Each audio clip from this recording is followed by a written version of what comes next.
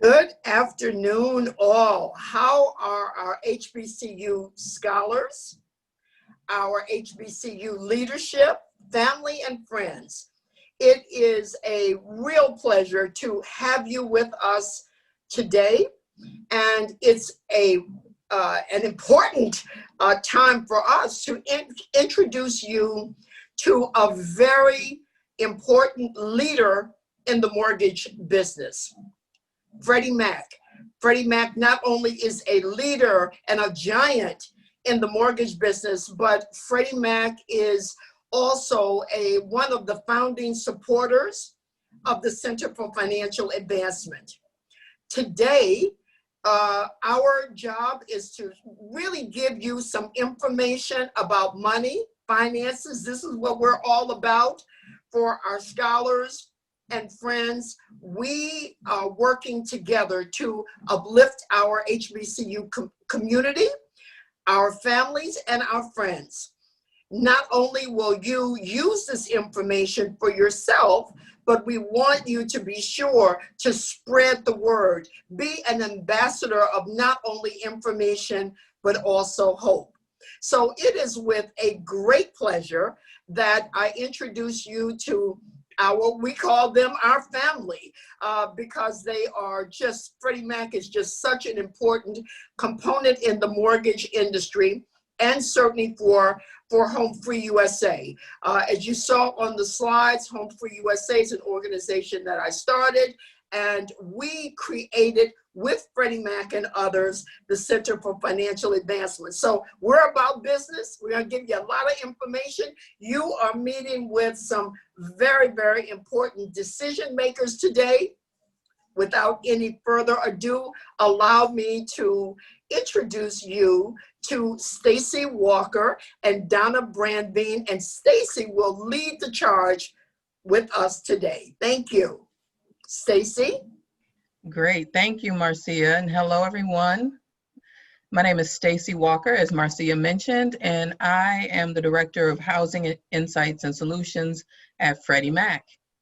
One of the things that I've loved in my 28-year career at Freddie Mac is the opportunity to work with different nonprofits and community groups such as HomeFree-USA. And I'm especially excited to be participating in the Center for Financial Advancement because I'm a graduate of an HBCU. I am very supportive of HBCUs, and I am very thrilled that Freddie Mac is in some way filling some kind of need that is there at an HBCU. So I'm very, very excited about that. I know we don't have that much time today, so I do appreciate everyone's attention on our important topic for today. I'd like to invite you to meet my colleague, Donna Brandbean. Donna Brandbean is with our servicing area, and I would like for Donna to please introduce herself. Hi, my name is Donna Brandbean. I'm a director at Freddie Mac in the Servicing, Relationship, and Performance area. That means that I work with mortgage companies to make sure that they're complying with our rules that we set forth to help homeowners and to help our investors. And I'll talk a little bit more about those relationships a little later in the presentation. And then again, like Stacey, I've been at Freddie for 28 years. Most of my time has been in this area, helping homeowners stay in their homes and coming up with all types of strategies to make that work for them and for us. Stacey, you want me to kind of continue on into my, okay, yeah, thank you. And would you just continue on, and in your talk, would you tell us a little bit about what Freddie Mac is, what we do, and how did you get to Freddie Mac? Sure. So how did I get to Freddie Mac? Wow. So relationships are formed very early in life. Let me just say that. My best friend that I met in 7th grade got a job with Freddie Mac and started telling me all of the cool things that they were doing at that company. I thought, at the time I was working for HUD, And that was a government agency that created housing programs for the American public. And so I thought, wow, I could take my skills over to Freddie Mac and be able to help there. So that's what I did. About a year and a half after she joined, I joined Freddie Mac. I was very passionate about housing, and I'm always been that type of person that I try to learn about things so I can share it with others. I know that my journey, the things that I've learned are not always for me. They're for me to share with other people that can be helped. And what I quickly realized is, being a Black American female from a very small town in North Carolina, New Bern to be specific, home of Pepsi Cola. I realized then that there was a lot about housing that people in my immediate circle did not know. They were not aware of. If you got into financial trouble, the bank really didn't want to take your house, but that was a perception of many. And so I began to share on a very regular basis all of the things that I learned in my job. And I began to seek out other positions where I could get even more data to share with family and friends. And they would then in turn share it with their family and friends and create better outcomes for the community at large. And so again, it gives me great pride to be here today, to be invited here to speak to people that look like me and people that look like my kids, to be able to empower you with some information that I can plant today that you will share with your family and friends. And also that, one day it may be very, very applicable to you. So you may be asking, what is Freddie Mac? And this is a very, very simple example. So please pardon me, but I'm just going to try to make it as easy as possible. When someone wants to buy a home, they go down to, let's say, their local bank, and we'll just say that's, we'll say HomeFree Bank, right? And they want to get a mortgage, and for this house, and they need $200,000. So the bank is going to go to their coffers, and they're going to get $200,000, and they're going to lend it to this individual. Well, if they continue to give money like that to individuals, and a typical mortgage is 30 years, if they continue to do that over the course of time, just giving out $200,000 and then getting a very small portion back on a monthly basis over 30 years, they would quickly run out of money, which is kind of what happened. If any of you heard about the savings and loans crisis, that's what happened then. They lent out their money, and they were getting it back over time, so they ran out.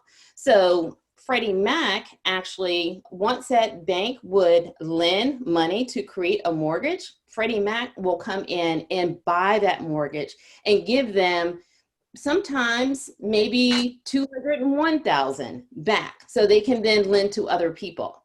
And so then what does Freddie Mac then do with that mortgage that it just purchased? Well, mortgages are one of the most secure assets to invest in, because most people pay their mortgage. So we take that mortgage along with a few others, and we put it into a security, and then we sell that security on Wall Street. Once we sell that security, we have more money to then buy more mortgages from the HomeFree Bank when they want to make mortgages to other people. So it's a big circle that's created all around the desire to have home ownership.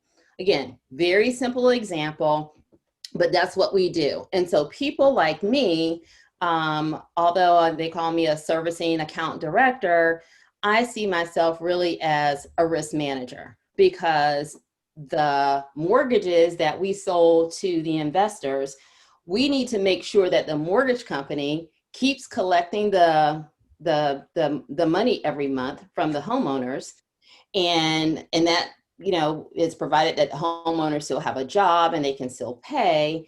And because we need to make sure that when the homeowner pays, we can give that money to the investor so we can keep that relationship in that circle. So my job is to make sure that all of the policies that we create to create vehicles for the servicer, which is the mortgage company, to collect those funds, what to do in the case of job loss for a homeowner, that we have strategies that we can put in place. And so when I say strategies, that brings up something else. Like I said, I consider myself a risk manager. How can I mitigate a risk? So some of you may be asking, what is risk? How do I define risk? And I define risk as any situation that exposes a financial loss or danger, right? It could be as broad as that. And then what is a risk mitigation plan? And the plan really is to any plan that you plan for and develop that cause you not to have a situation where there's danger, or you minimize your loss. So what does that mean in simple terms? In simple terms, let's say you want to take a trip or you want to go to a concert. And this is something that I've learned. I'm going to give you a nugget of information here. If you don't do this today, you might want to start planning for this in the future. Whenever I go to a concert, I always buy trip insurance, because for me, there's always something that could come along. I could get sick. I could have to go on travel. There could be a pandemic, let's say. So I always buy insurance, especially if it's an expensive concert. Like I bought tickets to see Billie Eilish for my daughter that were crazy expensive. But I wanted to protect my money. And so I bought insurance. And so when you think about things of value and what could go wrong, you're looking at, hey, how can I protect myself so I don't lose money in case something like a pandemic happens and they don't have a concert. So I was able to get my money back since they didn't have the show. And let's say another example, let's say you buy a brand new car. And a car costs $30,000, and anything can happen. You can be driving down the road, or like my son's car. It was parked out in front of the house one day and a drunk driver hit it. So I don't want to be responsible for replacing that car at $30,000 because of someone else's actions. Or it could have been, an action that was created by my son. So we look at insurance, and we look at insurance to, again, protect our investment. And so when we think about what's happening to our money in COVID season, I want you to begin thinking about this scenario in terms of risk and risk mitigation. And I know if you've ever taken any classes, financial classes with Freddie Mac or HomeFree, that they've talked about needs and wants, right? So I want to add a couple more words to your vocabulary. And so in the terms of COVID, what we're doing is we're seeing a virus. And we're also seeing a situation where there's something of value that you want to protect. And maybe it's your health. Maybe it's important to you to graduate on time. So you have to have several things in place, like you have to be healthy in order to do that. And so one of the things that you might do to mitigate the risk of getting sick is wearing a mask, social distancing, having good hand washing practices, not going to unnecessary places where you know that you could be at risk for getting the virus. And so I want you to start thinking about life in terms of things that you value, what type of risk could happen, and what types of things could you do to mitigate a risk. Another thing is that is really, really helpful in mitigating risk is planning. Planning is something that you do in advance to prepare for something that could or will happen. So when we think about what could we do in terms of planning while you're at school for the virus, let's say you're all at your school and there's a large breakout of coronavirus, or as my kids call it, the Rona. And you need to make alternate plans to get off the campus, to go in quarantine. One of the things you will want to do in advance is have a plan. What are you going to do? And it's highly recommended in this scenario that you do have a plan. Where are you going to go? How much will it cost for you to get there? Can you get a ticket in advance? Or maybe you can put those funds aside. So, and you already have, a plan mapped out. Like, I can take the bus. I've already researched that the bus will still be running. It's going to cost me X amount of dollars, and I'm going to need X amount of dollars, for food on my way to this location. Are there any necessary materials that you will need, like medicines, any special things that you might need that if you just did not plan in advance, you could be subject to paying a higher price for? So if you know that you have seasonal allergies, for instance, make sure you have your meds with you, because if you have to buy those meds at a convenience store, like up here we have 7-Eleven that's kind of sitting on every corner, it might cost you $1 or $2 more there than getting it at a pharmacy. And so again, it's a way to preserve your money by planning in advance. And the nice thing is, hopefully you won't need it, but when you're in an emergency and you're in a situation, sometimes you don't have the reaction time to think as logically as you would. And again, you're subject to paying whatever the cost is. So think about that.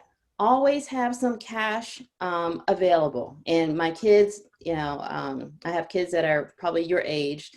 They still laugh at me when I say have cash available, because they're card swipers. But I said, I've seen situations where you want to purchase something and they didn't have the electricity. And it was only the person that had cash that was able to get the goods. So have a little bit of cash, even if it's $30 available, and make it in the smallest denominations possible. Because again, if other people coming in and they only have a 20 and you just want to buy, $3 worth of items, the establishment may not have enough change to provide to you. So you would end up paying a lot more money unnecessarily because you don't have change. So I think I've kind of chatted quite a bit there, Stacey. I'm gonna let you kind of hop in and see if there are any questions that you have of me based Sure. on some of the that I presented. Absolutely. So Donna, you spoke a lot about risk. You spoke a lot about behaviors, and you gave some really good advice on what everyone should look out for. We're at Freddie Mac, so we evaluate risk every day on certain, a lot of different levels, I'll say. As far as the pandemic and how it has impacted people's ability to pay their mortgage, what are some of the things, what have been some of those impacts that you've seen? Just briefly, if you could talk about that and some of the provisions that have been put forth to assist people during this pandemic while they're trying to get back on their feet. Okay, sure. And I'm going to have a little longer answer for you, Stacey, because this is really, really important. And thank you for asking that question. And so, the theme around this topic today was, COVID and kind of where did your money go? And so as a housing professional, I always like to start with my belief around wealth creation, right? And wealth creation kind of starts with home ownership. And then it just kind of flows from there. And it has several impacts to how we live our lives and how we react to things that happen in the environment. And so back in March, when the president declared this a global pandemic, Congress began to write provisions for those. There was a lot of provisions written in what we call the CARES Act. But the one that was most applicable to me was Section 4022. And that provided provision for homeowners that had a mortgage that was owned by Freddie Mac or Fannie Mae, which is our competitor, or insured or guaranteed by the Veterans Administration or FHA. There was a provision if you were impacted by the virus and it impacted your ability to pay your mortgage, then you can have what they technically call a forbearance. Basically, it's a pass that they give you that allows you not to make your mortgage payment for up to 12 months. And so one of the things that's happened since the Fair Housing Act was signed back in 1968, when we look at the home ownership rates today, the home ownership rates for Blacks still lingers behind that of whites. And so in just this simple example, when we say there was a provision not to pay your mortgage for up to a year if you were impacted financially by the virus, that already means that Black people have been disproportionately impacted because we don't own as many homes, and that provision does not apply to us. So if we're not owning homes and we're living places, that must mean that we're renters. And as a homeowner and a renter, there are different governing practices that determine when you can pay and what happens when you don't pay. So I live in Virginia. I know that in Virginia, the timeline for eviction for a renter is pretty quick. In most cases, the rent is due on the 1st. If you don't pay it by the 5th, there's a late fee. And then by the 12th or 10th of the month, you're getting a notice served by the sheriff saying that you have a court date to appear to defend your eviction. So it's very, very fast. One of the things that happened eventually after the pandemic was announced is states started putting in holds on evictions. But again, it's a very nerve-wracking activity because sometimes the governor's declaration didn't come until maybe a couple of days before the protections for renters was getting ready to expire. So, you know, people were not sure what was going to happen if they were going to lose their place of residence. So, but on the other side, the folks that had loans like through that were insured through Freddie Mac, they had a very clear idea of what was going to happen, that they didn't have to worry about losing their home because we gave them that permission slip not to pay their mortgage. And so that's one of the things that I've been working on for the past 6 months, working with mortgage companies to make sure that they're doing appropriate outreach to homeowners to let them know, hey, if you're struggling, if it's due to the virus, we have solutions. We have a mitigation plan for you so you don't lose that important asset of your home through this pandemic.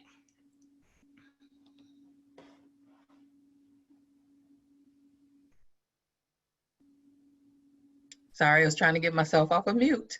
That's Sorry okay. about that. That's Thank okay. you, I think Donna. I've answered all of those.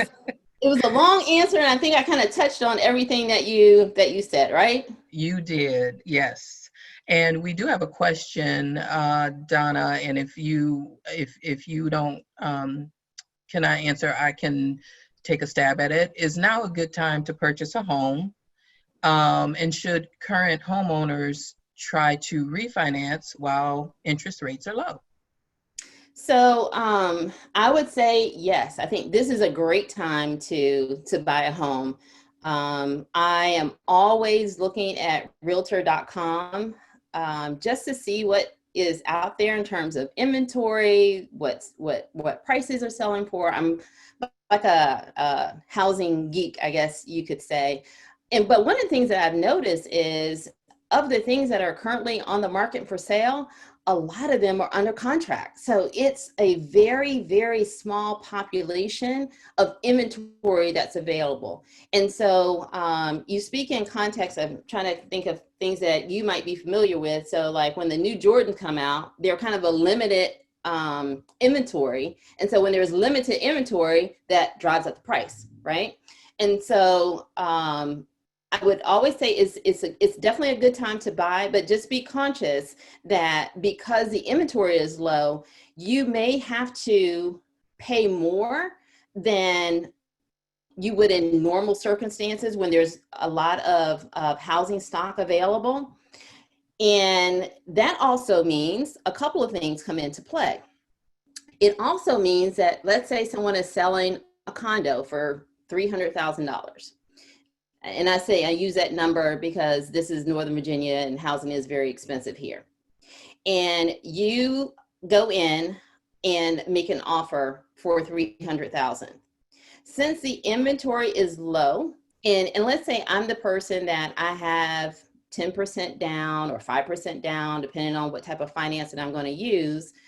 And I'm all prepared. I've done my Credit Smart training. I'm all ready to go in and I make this offer.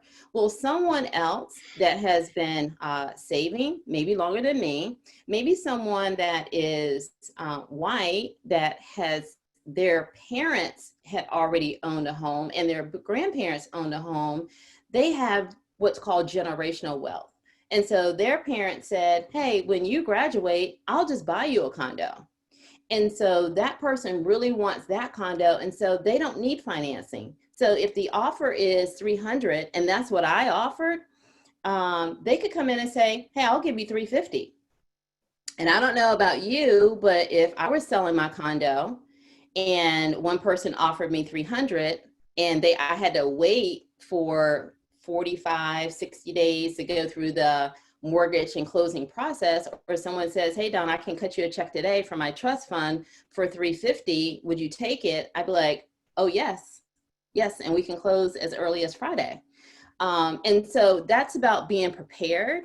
And it's about, maybe not, if you don't have that generational wealth today, it's that forward thinking of how can I create this generational wealth for my children and my grandchildren and great grandchildren and start a new legacy in your family.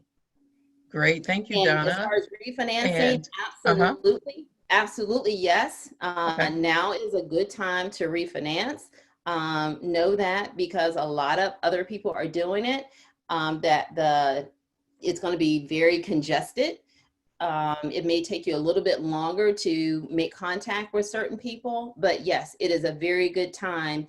And if you are able to refinance and reduce the monthly outlay of funds, make sure that you are taking that savings and investing it for the future, because you were already used to paying, let's say $1,500, and through the refinance, maybe you get your mortgage payment down to $1,200. Take that $300 and put it in savings. It's like you've just given yourself a $300 a month raise. What about if you are behind due to the pandemic, Donna? Can you refinance at that point? So, probably not. But what you could do is you could reach out to your mortgage company and say, hey, I am been financially impacted by the pandemic, and you can still do this today. And you can ask them, hey, is my mortgage secured by one of these four entities? Freddie Mac, Fannie Mae, FHA, or VA?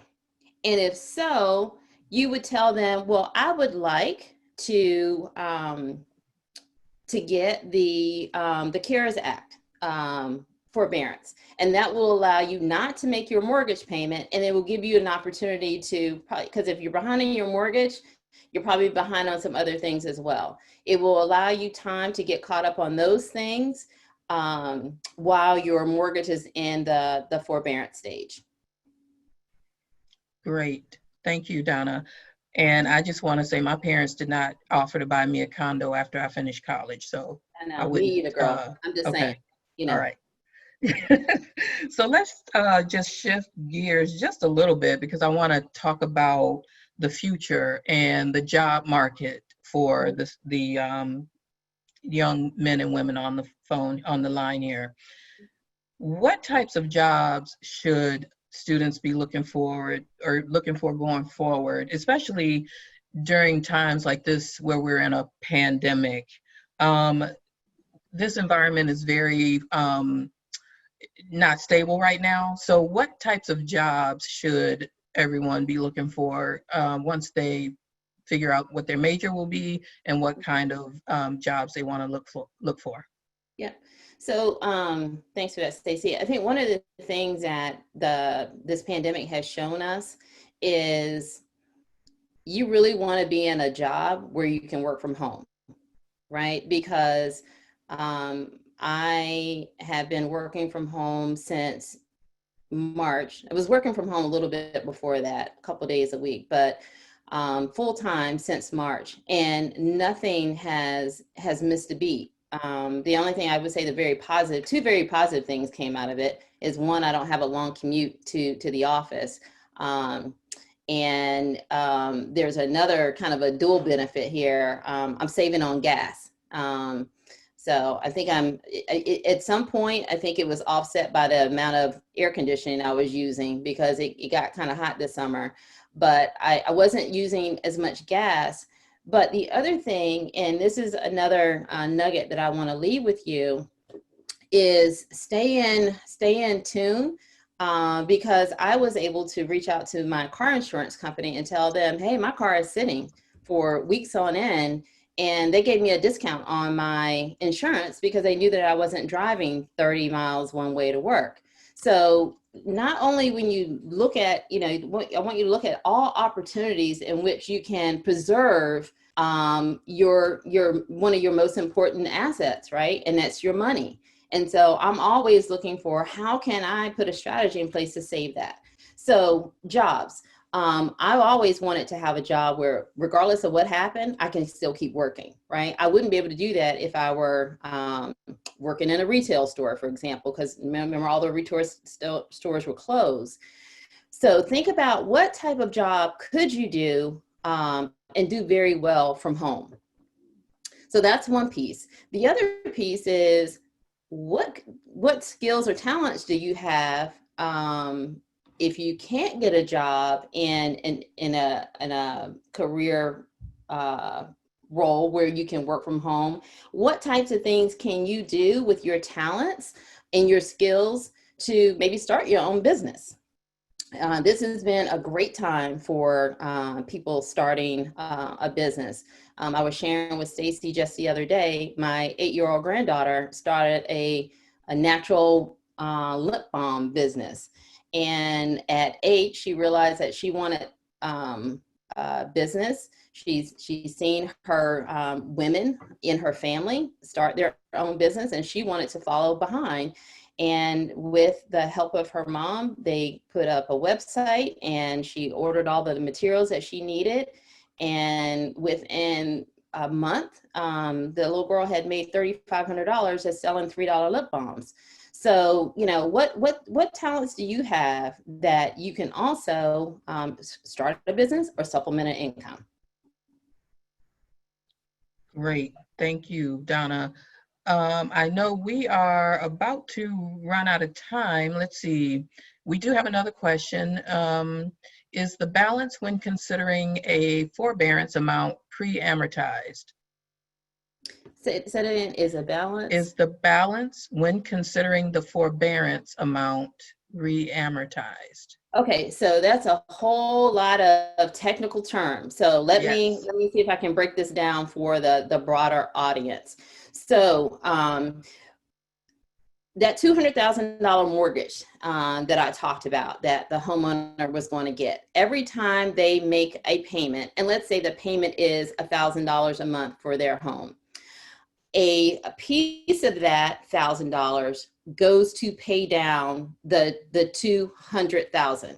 And so in the beginning, of getting a mortgage, let's say a 30-year mortgage, in the beginning, you're paying back a lot of interest. So let's say the interest portion is $900, and then $100 is going to reduce the money that you owe back, right? So it's very expensive over time to borrow for a mortgage. Well worth it, but it's a lot of money. So in the case of a forbearance, what will happen is what you owe is kind of frozen at the time.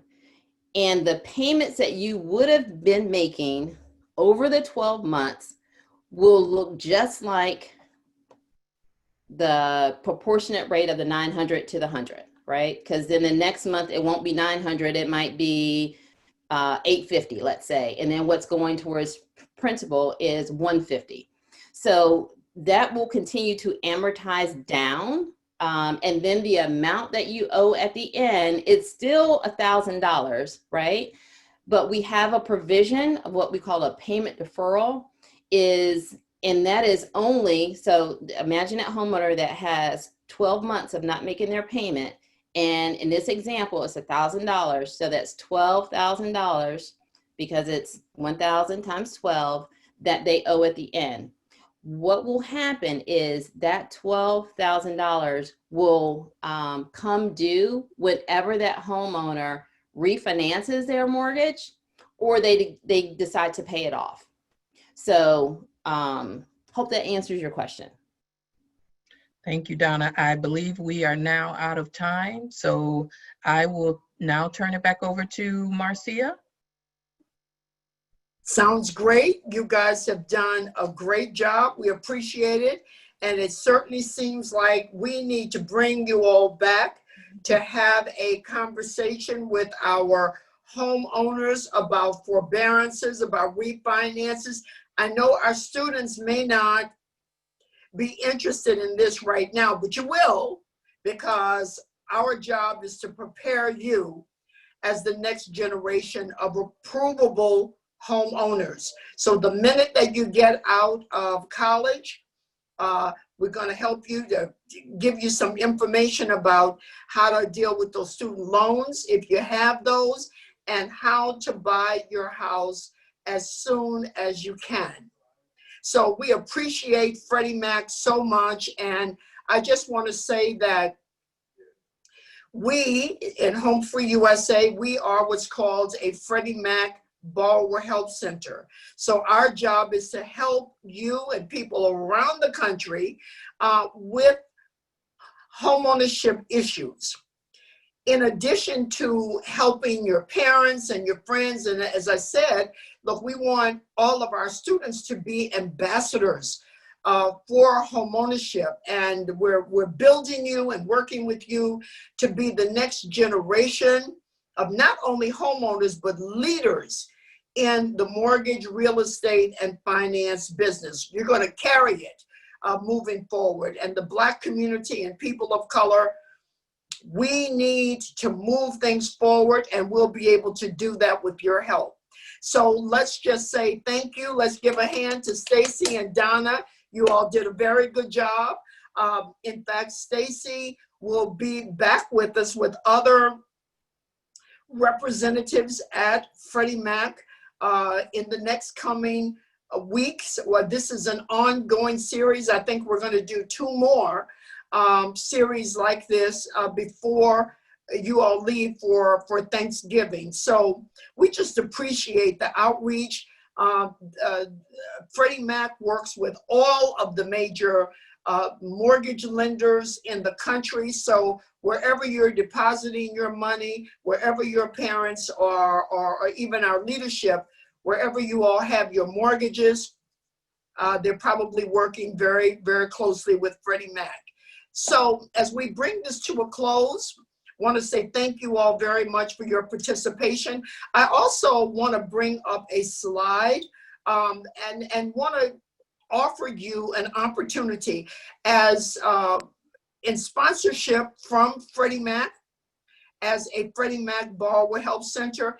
Anyone who is on the call today, we're offering you free home buying advice. It's called a free mortgage assessment. We're going to really kind of give you information about when you can buy, how you can buy, what kind of money is out there.